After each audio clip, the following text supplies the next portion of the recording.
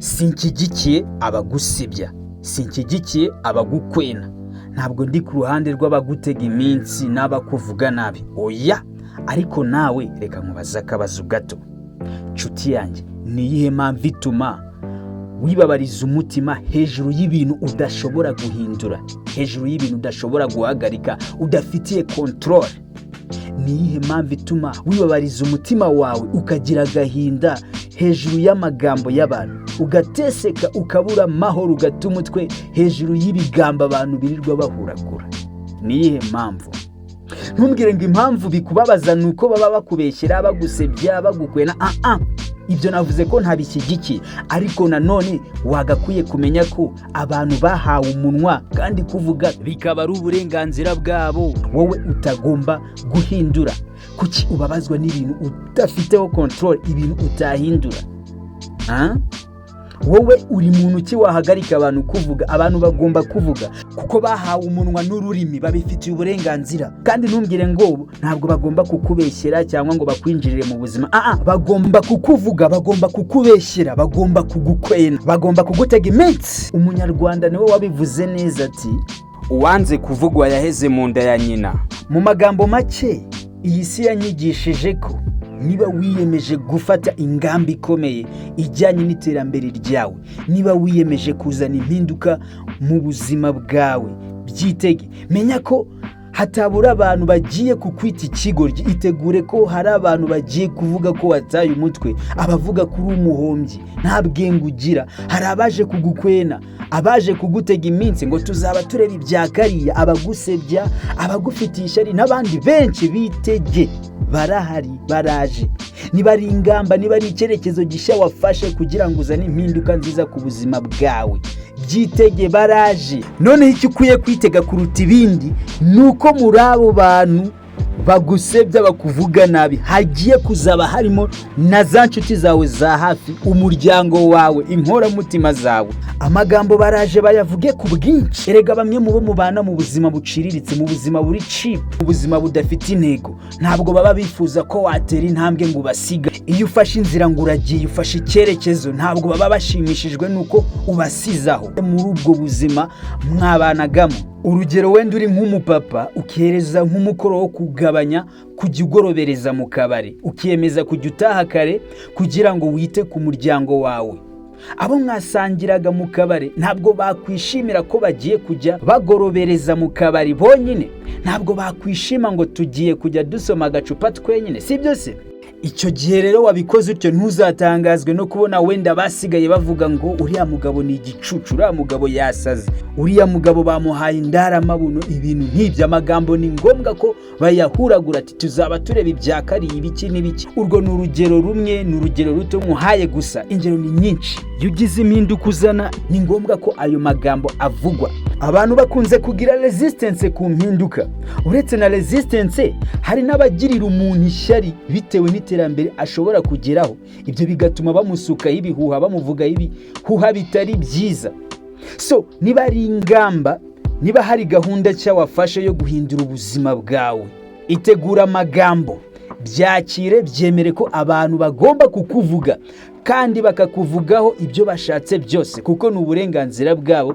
Ni na ku isi yacu iteye. Rega nta control tubifiteho kuba abantu batuvuga, ahubwo ikintu wagakwiye gusigara wibaza ni kimwe: ese ko amagambo y'ibihuha abaye menshi, amagambo ansebya abaye menshi, ngiye kugendera ku magambo yabo cyangwa ese ugiye guhamya ibyo bavuga cyangwa ugiye gukora cyane kugira ngo ubanyomoze?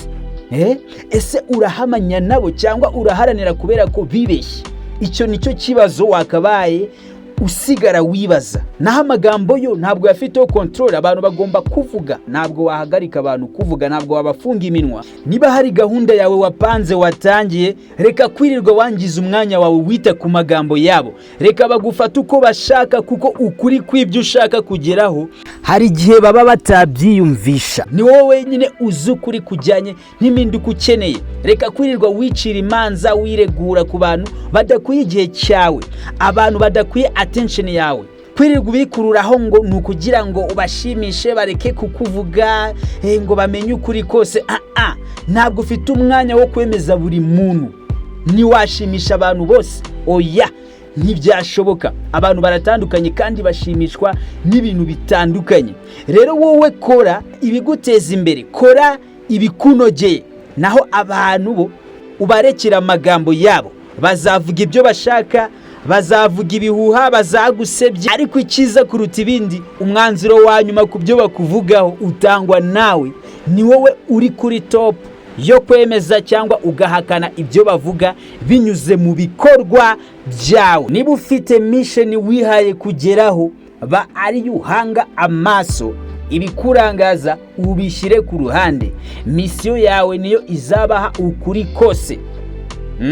Uramenye rero udacika intege, batazabona igihamya ko ibihuha bavugaga byari ukuri, utazahamya ibyo bavugaga. Nta mwanya ufite wo kwirirwa usobanurira buri muntu plani zawe, gahunda yawe. Nuyivangamo abantu benshi irapfa, urabura icyo ufata n'icyo ureka.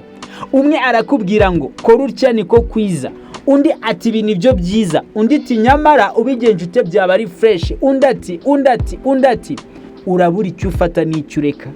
Ni wa mugani w'umunyarwanda yaciye ngo abahigi benshi bayobya imbwa.